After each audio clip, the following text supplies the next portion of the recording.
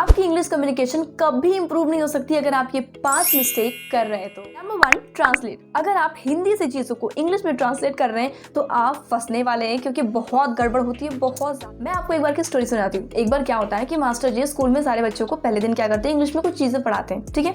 अब दूसरे दिन बारी आती है पूछने की। ऑफकोर्स आज पढ़ाया तो कल तो पूछेंगे ही, है ना। तो दूसरे दिन पूछने की बारी आती है, तो मास्टर जी सबको खड़ा करते हैं और कहते हैं सब लोग अपने अपने पिताश्री का नाम इंग्लिश में बताएंगे, ठीक है। अब उसमें से एक बच्चा रहता है जिसका टर्न आता है, उसे मास्टर जी तुरंत खड़ा करते हैं और कहते हैं चलो खड़े हो जाओ और अपने पिता का नाम बताओ इंग्लिश में। तो वो सोचता है पापा का नाम इंग्लिश में, तो उसके पिता का नाम था सुंदर लाल चड्ढा, ठीक है। तो अब वो सोचता है सुंदर दैट मीन्स की ब्यूटीफुल, लाल अच्छा रेड, उसके बाद चड्ढा दैट मीन्स की अंडरवियर। तो वो करता है translate beautiful red underwear, my father name is beautiful red underwear. और इतना सुनते हैं मास्टर जी कहाँ उसे शाबाशी देने वाले हैं, उसे पड़ती है अच्छी खासी पिटाई, राइट। तो इससे आपको क्या सीखने को मिलती है, इससे आपको ये सीखने को मिलती है कि आपको ट्रांसलेट नहीं करना है, अदरवाइज कुछ चीज़ों का जो वो होता है ना वो खत्म हो जाएगा, मतलब उसकी जो असली पहचान होती है इंग्लिश में या फिर हिंदी में वो चीज़ें खत्म हो जाएगी और उसका मतलब कुछ का कुछ बन जाएगा। सो डोंट डू दिस ट्रांसलेशन, ठीक है। चीज़ों को इंग्लिश में आप सीखने की कोशिश कीजिए और उसी इंग्लिश में ही प्रैक्टिस। नंबर 2 है I will never make a mistake. अगर तो आप इस चक्कर में पड़े हुए हैं कि भैया मैं तो कभी गलती नहीं करूंगा क्योंकि बाकी लोग हंसेंगे, ठीक है, और मैं तभी अपने मुंह से इंग्लिश बोलूंगा जब मैं पूरा अच्छे तरीके से सीख जाऊंगा। अगर आप ये सोच के ये माइंडसेट करके बैठे हैं तब तो जनाब आपका लेट होने वाला है, बहुत बड़ा भारी लेट होने वाला है, क्योंकि आपकी इंग्लिश इस चक्कर में कभी इंप्रूव नहीं होगी।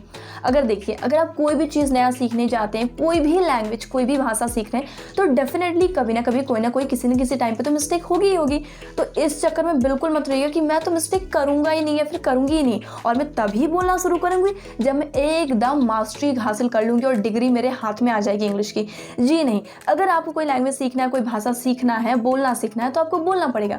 फॉर एग्जाम्पल अगर आप अपनी मातृभाषा को ले लें, तो जब आप बचपन में थे, ना जाने आपके घर वालों ने कितनी बार सिखाया होगा कि बोलो बेटा पापा पापा पापा, फिर पहले आपने पापा को ताता मामा कैसे कैसे उलट पुलट के बोला होगा, राइट। और देखिए अभी भी हमसे क्या होता है कि मिस्टेक हो जाता है। अभी भी कई बार ऐसा होता है कि हम कुछ बोलने की जगह कुछ बोल देते हैं, कभी स्टैमर करने लगते हैं, तो कभी उसमें अटक जाते हैं, तो कभी तोतला भी देते हैं, राइट। अभी भी होता होगा अगर आप ध्यान देंगे तो देखिए वैसे ही इंग्लिश जो है, अंग्रेजी जो है, वो भी एक भाषा है और उसे हमें सीखना है, तो प्रैक्टिस कर करके सीख सकते हैं। तो उसमें क्या होगा, प्रैक्टिस में गलतियां भी होंगी, सो इट्स ओके। अगर गलतियां हो रही हैं तो ठीक हो रही हैं, मतलब ठीक है, वो समय के साथ ठीक हो जाएंगी जैसे जैसे आप करेंगे मिस्टेक।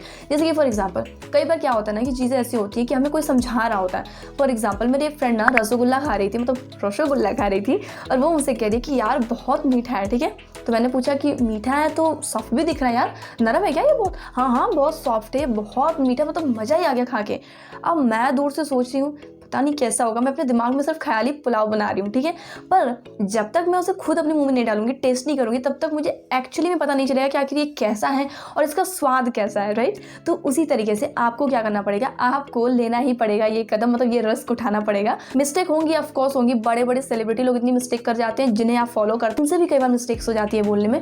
तो इट्स ओके अगर आपसे मिस्टेक हो रही है तो वो इंप्रूव हो जाएगी टाइम के साथ, once you get to know that you are doing a mistake, okay. लेकिन अगर आप मुंह ही नहीं खोलेंगे, अगर आप प्रैक्टिस ही नहीं करेंगे, बोलेंगे ही नहीं, फिर आपको कैसे पता चलेगा कि आपसे कोई मिस्टेक हो रही है। हाँ वैसे भी हमारी टंग जो है हिंदी बोल रहे हैं या फिर मैथिली बोल रहे हैं, फिर बंगाली बोल रहे हैं, तो उसके हिसाब से सेट हो गई है। और अगर आपने जीवन में कभी प्रैक्टिस नहीं किया, आप इंतजार करो कि फुल डिग्री जब मिलेगी ना उसके बाद ही मैं केस को लड़ना शुरू करूंगा, तब तक नहीं होगा। वैसे जो सीए पढ़ता है ना उसके बाद भी उसे क्या होता है, एक सेशन रहता है जब उसे प्रैक्टिस करना पड़ता है, सिर्फ उस प्रैक्टिस में उसकी गलतियां अलग होती है, लेकिन उसके बाद जब वो किसी कंपनी में चला गया और कोई बड़ा सा मिस्टेक कर देना तो फिर उसे अपनी सैलरी कटवा के भरना पड़ता है। तो इस चीज़ को ध्यान रखिएगा। So don't be over confident कि I will not make a mistake, और मैं तब तक नहीं बोलूंगा जब तक कि मैं पूरी अच्छी तरीके से सीख नहीं जाता, ठीक है। So don't do it. Number 3, don't have contrived action. That means कोई काल्पनिक लहजा रखना। For example English, oh my God English that means कि you know I wanted this banana and all, मतलब अलग ही ढंग से बोलते हैं, नहीं मतलब हम सोचते हैं कि इंग्लिश। फॉर एग्जाम्पल मैं एक्चुअली कल या परसों ना यूट्यूब में एक वीडियो देख रही थी, ठीक है। वो एक लड़की थी जो कि वीडियो बना रही थी, और तो वो इंग्लिश में वीडियो बना रही थी, पॉइंट्स काफ़ी अच्छे थे, बट जो उनका लहजा था बोलने का वो काफ़ी काल्पनिक था। मतलब she is trying to speak like American English और maybe British English, but मुझे थोड़ा मिक्सअप लग रहा था।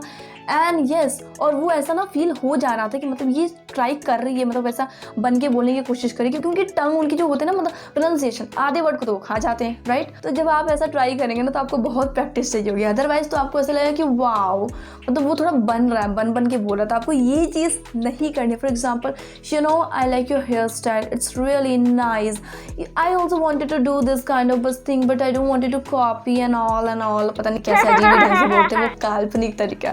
सो डोंट डू इट। सबका अपना अपना एक एक्सेंट होता है, तो उसी एक्सेंट में स्टार्टिंग में आप बोलने की कोशिश कीजिए। जब एक बार आपकी कोशिश मतलब वो कामयाब हो जाएगी, आप एकदम फुल हो जाएंगे ना, फिर आप उस एक्शन को भी अपना लीजिए, ठीक है।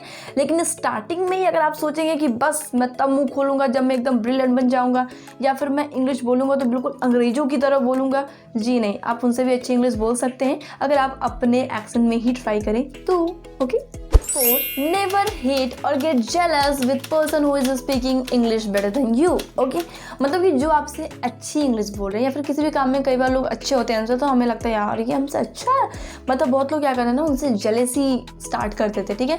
So don't do it. अगर तो वो आपसे अच्छी इंग्लिश बोल पा रहे हैं तो उनके पास ज़्यादा जाइए, उनसे ज़्यादा चिपक के रहिए, सो दैट आपको भी क्या हो, वो कहते हैं ना कि अगर आप 5 इंटेलिजेंट के साथ रहोगे तो 6वें आप होगे, अगर आप 5 अमीर लोगों के साथ रहोगे या बिजनेस माइंडसेट के साथ रहोगे तो 6वें आप हो गए।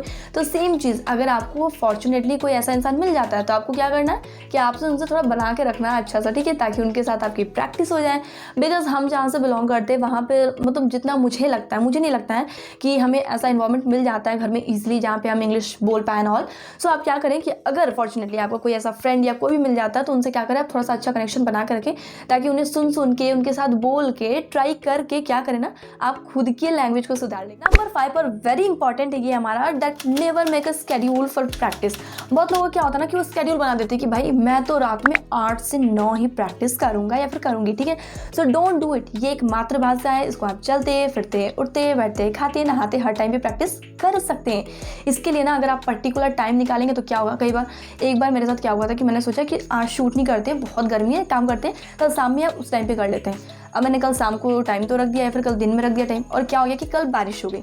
अब बारिश की वजह से सब कुछ खराब हो गया। मैं सोच रही हूँ कि अब मेरे पास एक और बहाना आ गया कि यार बारिश हो गई, बाहर धूप चली गई, सब कुछ गीला हो गया एंड ऑल, मतलब एक मिल गया एक्सक्यूज, ठीक है, और मैं कल भी नहीं कर पाई।